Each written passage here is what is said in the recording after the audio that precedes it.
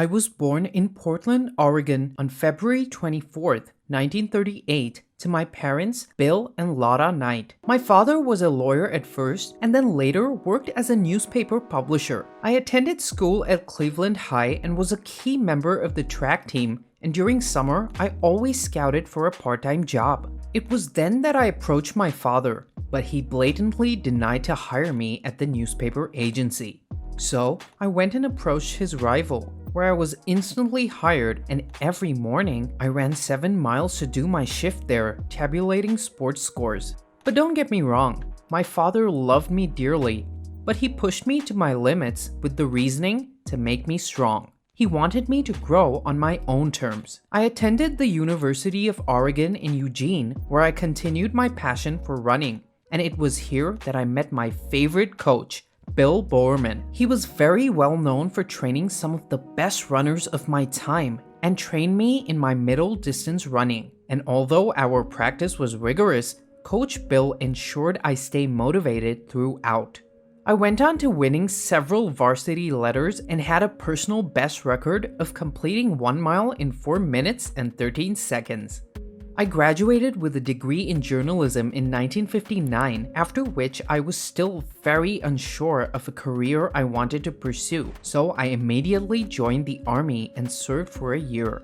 This gave me some time to think, and I finally decided to continue with my education, so I joined the Graduate School of Business at Stanford University and found their classes very interesting.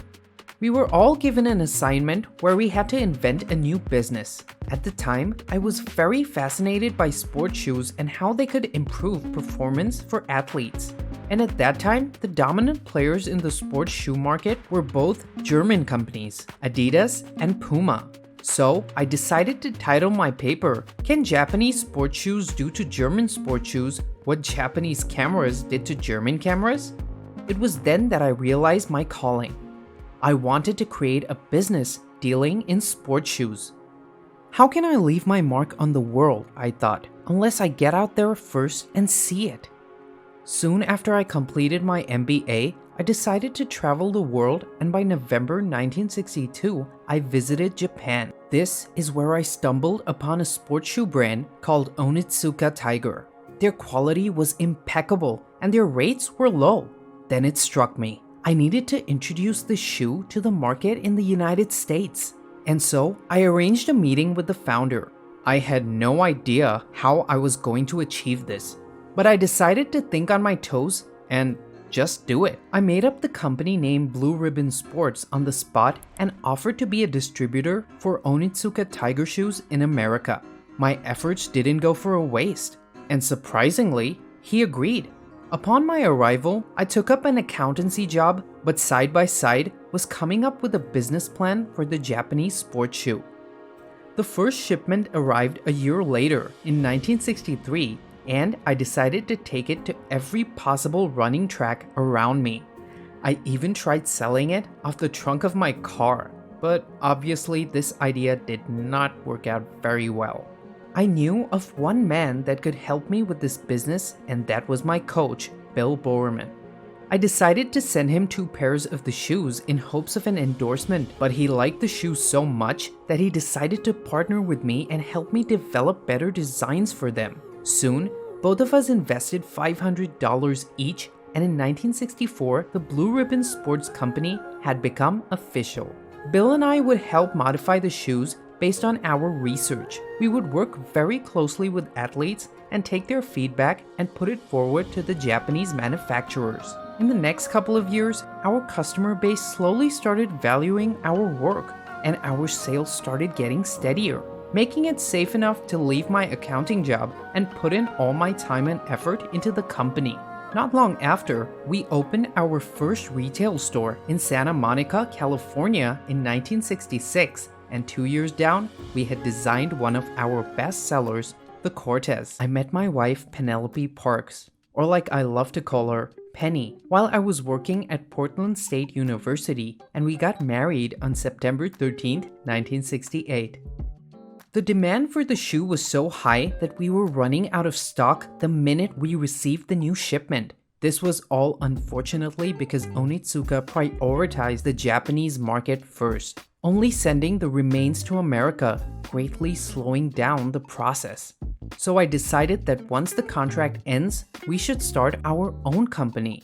When you see only problems, you're not seeing clearly. I wanted to build something that was my own, something I could point to and say, I made that. It was the only way I saw to make life meaningful. Bill, some of our previous employees, and I sat together and tried to brainstorm ideas for a catchy name. I told them we needed a name that was very simple to pronounce and easy to remember. So my friend and our very first employee, Jeff Johnson, said, "What do you think of the word Nike? It's the name of a Greek winged goddess of victory." And right there and then, I knew that was it. Now we had the name, but we needed a logo. So I headed to a graphic design school to get CAROLYN Davidson to help. I paid her and she came up with the swoosh logo. When I saw it, I thought, I don't love it, but it'll grow on me. Little did I know then just how iconic this logo would turn out to be in the future. Fun fact, in September 1983, CAROLYN, the logo designer I paid $35, was given a few hundred shares for her contribution to the company's brand. With all that done, we started innovating. By 1972, we had created our own version of the Cortez shoe and had decided to approach the Olympic athletes to debut them at the Olympic trials. This was a great promotion for us because the next few years of our business was booming all thanks to our innovation collaborations with sports personalities like John McEnroe, Michael Jordan, Andre Agassi, Charles Barkley, and Tiger Woods. Beating the competition is relatively easy. Beating yourself is a never-ending commitment. In the 1990s, we had started to branch into other sports, hockey, soccer, and golf. This move helped us achieve more than $10 billion in yearly sales by 1999. 2004 was a very tragic year for my wife and I. We lost our son. He had gone scuba diving with his colleagues and got a heart attack underwater due to an undetected heart defect. I resigned as the CEO of Nike on November 18, 2004, several months after my son's funeral, but retained the position of chairman of the board up until 2015. Today, we are one of the world's largest suppliers of athletic shoes and apparel. I did not pursue a career in sports, nor did I own any sports team, but I felt my company's contribution to the sports world had made its mark. My name is Phil Knight, and I am the founder of Nike. If you guys liked that video, please hit the like button. It does wonders for the YouTube algorithm. Just the research and the editing alone of these type of videos takes us close to 18 hours.